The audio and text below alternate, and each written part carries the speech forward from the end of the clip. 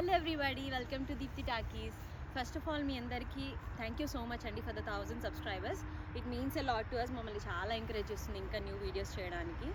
And ఈ video వచ్చేసి puff pastry షీట్స్తో egg puffs and curry puffs ఎలా చేసుకోవాలో నేను చూపిస్తా.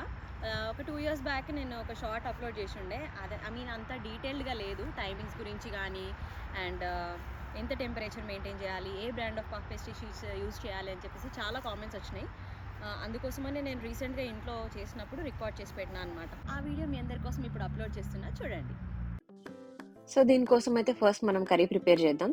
కొంచెం ఆయిల్, ఆవాలు, జీరా, మనకి కారంకి తగినంత కొన్ని పచ్చిమిర్చి అండ్ ఆనియన్ వేసి బాగా ఫ్రై చేయాలి. దానికోసం ఫస్ట్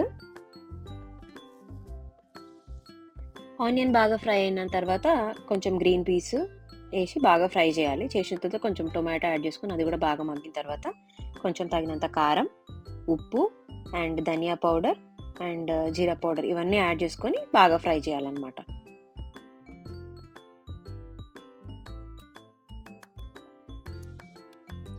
ఇట్లా ఈ పౌడర్స్ అన్నీ యాడ్ చేసిన తర్వాత బాగా మిక్స్ చేసుకోవాలి. ఫస్ట్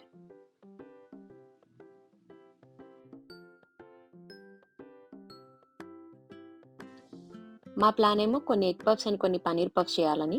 కాబట్టి కర్రీ ప్రిపేర్ అయిన తర్వాత కొంచెం కర్రీ పక్కన పెట్టేసి అందులోనే పన్నీర్ పీసెస్ యాడ్ చేసి పన్నీర్ కర్రీ కూడా ప్రిపేర్ చేసుకున్నాం మేము. So this is a paneer curry. Next ఒక ట్రే తీసుకుని దానికి ఇట్లా అల్యూమినియం ఫాయిల్ వేసి రెడీ చేసి పెట్టుకుంటున్నా అందులో పఫ్స్ పెట్టడానికి. అండ్ 2 whole eggs తీసుకొని బీట్ చేసి పెట్టుకుంటున్నా. పఫ్ పేస్ట్రీ షీట్స్ వచ్చేసి నేను పెప్పరిడ్జ్ ఫార్మ్ అనే బ్రాండ్ యూస్ చేస్తా. సో అవి చాలా బాగుంటాయి. ఇట్లా ఓపెన్ చేస్తే 3 columns ఉంటాయి అన్నమాట. వాటిని సపరేట్గా ఇట్లా కట్ చేసుకొని మళ్ళీ ఒక్కొక్క కాలంలో 3 divisions చేసుకోవచ్చు. ఇట్లా కట్ చేసుకున్న తర్వాత ఒక్కొక్క పీస్ని మనం ఇష్టం ఉన్నంత స్ప్రెడ్ చేసుకోవచ్చు. కాలమ్స్ ఏమి డిస్టర్బ్ అవ్వవు, లేయర్స్ ఏం డిస్టర్బ్ అవ్వవు, ఏం అవ్వదు అనమాట.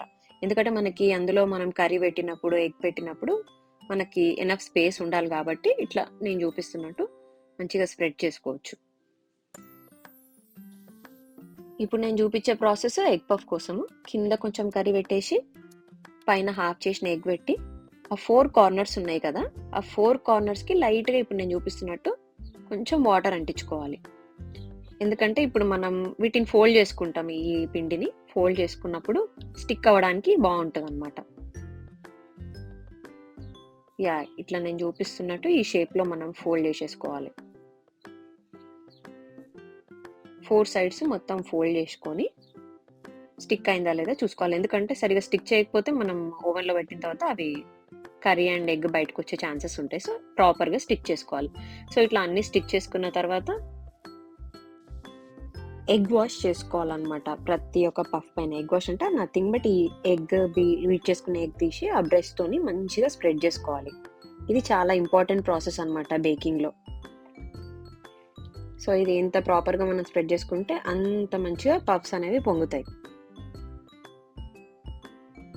క్రిస్పీగా లేయర్స్గా వస్తుంది అనమాట. ఈ ప్రాసెస్ అంతా జరుగుతున్నప్పుడే ఓవెన్ని కూడా ప్రీ హీట్ చేసి పెట్టుకోవాలి. ఒక 10 minutes 350 degrees పెడితే సరిపోతుంది. అండ్ 10 minutes ప్రీ హీట్ చేసిన తర్వాత మనం ప్రిపేర్ చేసి పెట్టుకున్న ఈ పఫ్స్ని ప్రాపర్గా హీట్ తగిలేలాగా పెట్టుకోవాలి. అండ్ ఓవెన్ టెంపరేచర్ని 380కి ఇంక్రీజ్ చేసి 20 minutes పెట్టుకోవాలి. సేమ్ ప్రాసెస్లో పన్నీర్ పఫ్స్ కూడా మేము రెడీ చేసుకుంటున్నాం. దీన్ని మనం ఇష్టం వచ్చిన షేప్లో ఫోల్డ్ చేసుకోవచ్చు. సో నేనైతే కర్రీ పఫ్స్ ఫోల్డ్ చేసినట్టు ఫోల్డ్ చేద్దాం అనుకుంటున్నా. సో దానికి కూడా మనం కొంచెం ఇట్లా వాటర్ కార్నర్స్కి యాడ్ చేసి ఫోల్డ్ చేసుకోవాలి. ఆ కర్రీ అనేది బయటికి రాకుండా ప్రాపర్గా ఫోల్డ్ చేసుకోవాలి. సేమ్ మనం ఎగ్ పఫ్స్కి ఎలా అయితే చేసినామో దీనికి కూడా మనం ఎగ్ అనేది బ్రష్ చేయాలన్నమాట పైన.